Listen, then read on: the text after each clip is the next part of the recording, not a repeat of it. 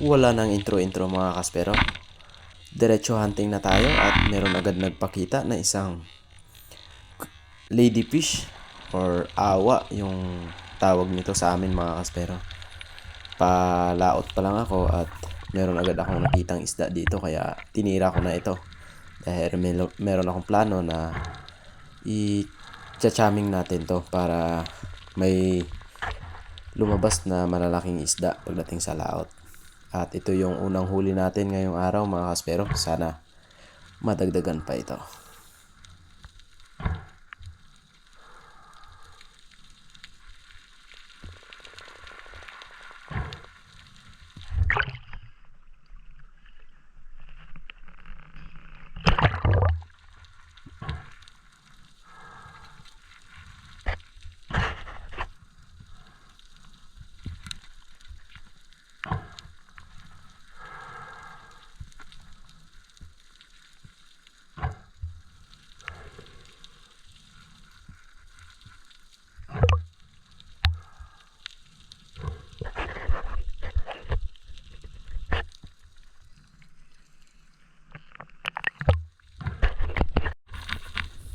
At ito na nga mga kaspero, kinachaming ko na. Pinagpuputol-putol ko na para maamoy ito ng mga pelagic na isda.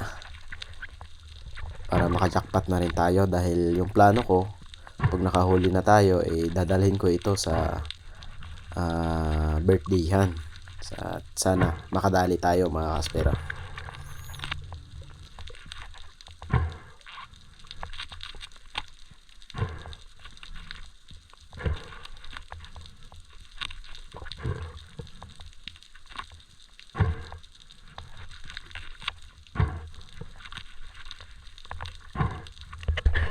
Pagkatapos kong nag-jamming mga kaspero, dumiretso ako sa laot at meron agad akong nakita na grupo ng mga dugto tuna.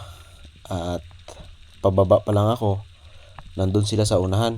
Medyo malayo lang yung distance sa atin kaya hindi ko na pinilit at hinayaan ko na lang sila mga kaspero dahil alam ko naman na pagbalik natin nandyan pa rin yan sila mga kaspero.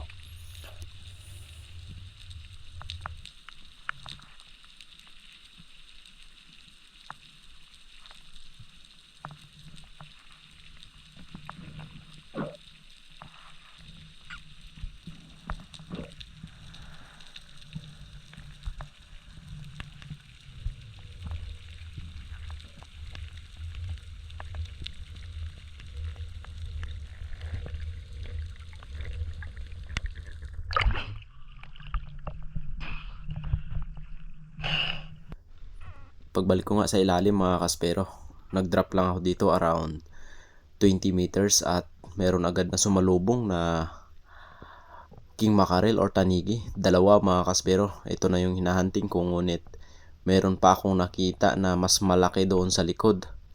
Kaya nilipat ko na naman yung target ko, kaya eto, medyo palayo at medyo distansya kaya alanganin akong panain hanggang sa napunta tayo dito sa maliit at nung tinira natin hindi pa tinamaan mga kaspero. Sayang, pero okay lang dahil mabubuhay naman yon.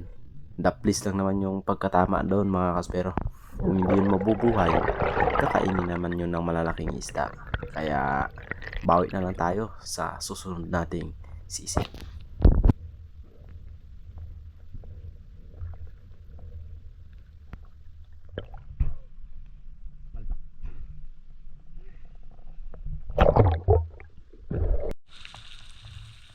Hindi na nga tayo nagkakamali. Pagbaba ko pa lang dito mga kaspero, around 15 meters, meron agad na sumalubong na isang tangigi mga kaspero. Kaya yung ginawa ko, hindi na ako nagdalawang isip na maghanap pa ng iba. Nag-focus na ako dito para sure na makukuha ko mga kaspero. Ayan, medyo umilap pa, pumunta pa sa unahan at ayun, bumalagbag mga kaspero. May chance na tayong mahuli ito. At nung tinira ko, ayun, tinamaan mga kaspero, ngunit napataas naman ng kaunti pero makapal naman yung balat sa likod kaya okay lang.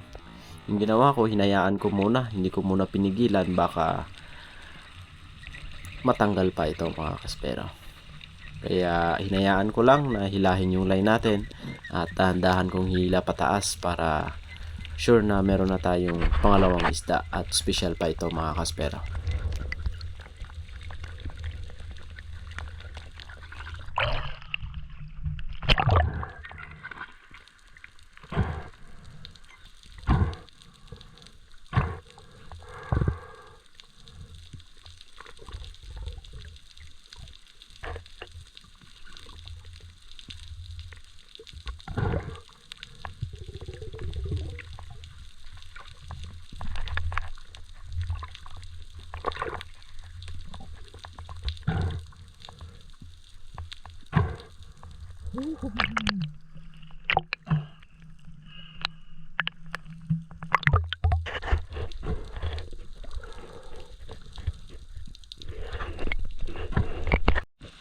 After kong na-secured yung king mackerel natin, nakita kong nagkukumpulan itong mga trigger fish. Grabe, sobrang kapal nila mga kaspero, kaya naganahan akong sumisid dahil pag ganitong sitwasyon, napakarami nila tapos biglang nagsialisan, ibig sabihin merong pelagic na malaki sa ilalim. Kaya ayan, naghintay pa ako. Talagang hinintay ko talaga mga kaspero. Nakadrop na ako dyan ng 20 meters at sobrang lalim nitong spot na ito. Hanggang 20 meters lang ako, doon lang ako nag-aabang. So hindi na ako nag-extra movement, talagang hinay-hinay lang yung pagpadyak ko ng aking fins para hindi rin mabulabog yung mga aakyat na pelagic. At medyo tumagal nga tayo at nung napansin ko na merong mukha na paparating sa atin, at ito umakyat talaga mga kaspero, kaya di na ako ng dalawang isip, pinana ko na mga kaspero. Gusto ko sana itong may stone shot, yun nga lang lumiko agad ito, kaya ayun, napababa ng kaunti yung pagkatira natin dito sa Giant Trevally. Grabe, sobrang lakas mga kaspero, hindi ko mapigilan. Kaya yung ginawa ko, binilisan ko na lang yung pag-ahon ko dahil mahaba naman yung tali natin. At nung pagdating ko sa taas, ayun, grabe, sobrang lakas mga kaspero, halos hindi ko mapigilan.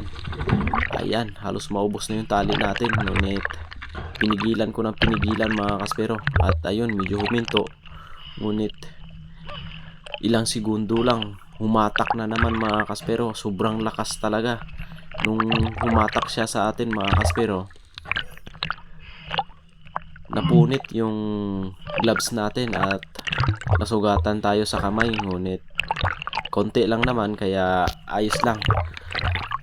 Hindi ko naman pinigilan ng pinigilan, ngunit bandang huli nanghina naman ito mga kaspero at kusa lang itong umangat. Akala ko nga nakawala kasi nung hinihila ko na yung tali, ang lambot na, yun pala sumasama na pataas mga kaspero.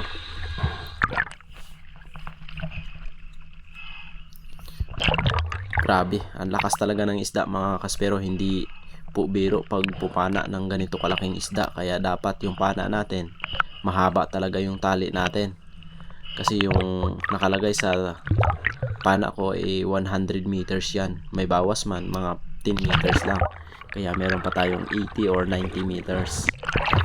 At ayun na nga, akala ko nakawala na kasi yung hinila ko napakagaan na mga kaspero.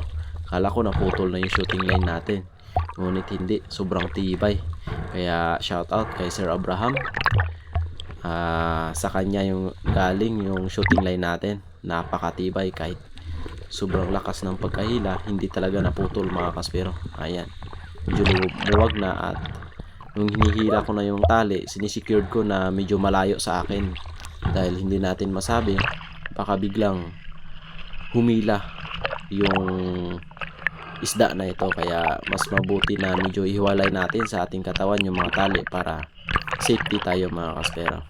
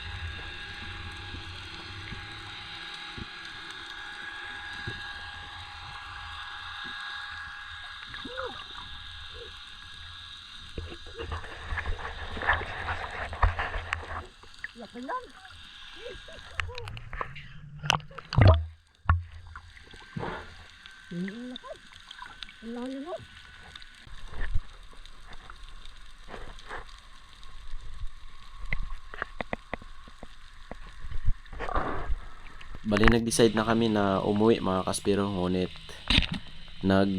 isang drop pa ako sa ilalim at pagbaba ko nakita ko itong malaking dogto tuna at ang ganda ng pagkapana natin dito mga kaspero. Medyo malayo ito sa atin ngunit tinry kong panain baka tamaan at ayun, na-spine shot pa natin. Napakabiyaya talaga yung araw na ito mga kaspero. Isang napakalaking dugto tuna, umabot ito ng 8 kilos. So bali nakatatlong piraso tayo ngayong araw. Yung dive natin ngayon halos 2 hours lang, pero malaking biyaya agad yung binigay sa atin, kaya sulit yung araw na ito. Bro, bro, bro. Woo!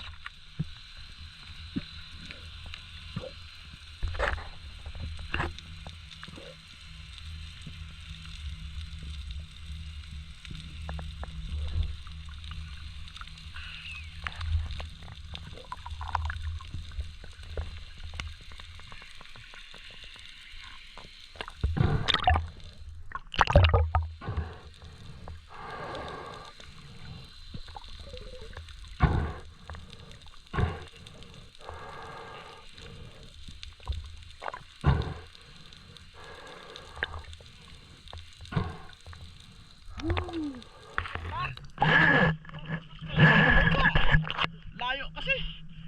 Buti na stone shot. Layo. Oo, na stone shot. Eh buti na dala. Na stone shot nga. Oh, patikas.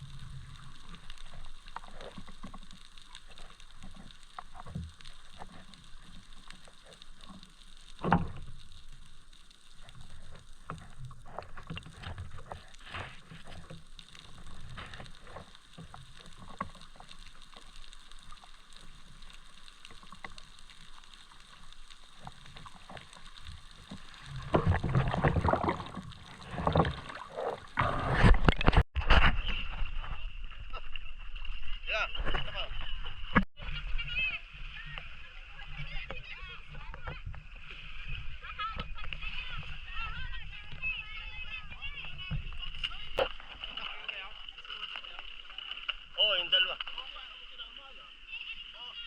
Ah? Oh, buo.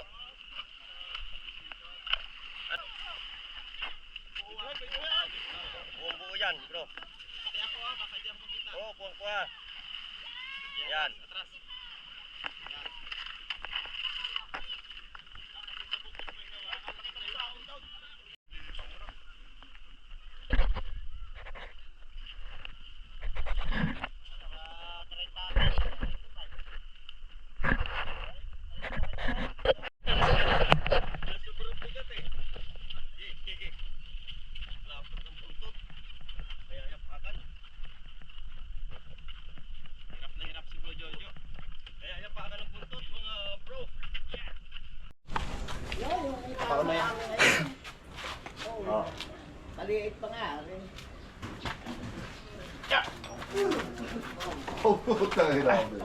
Ano?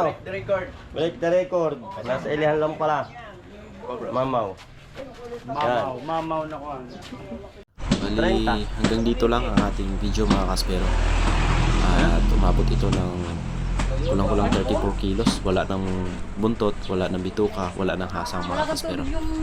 Kaya see you on next video mga kaspero.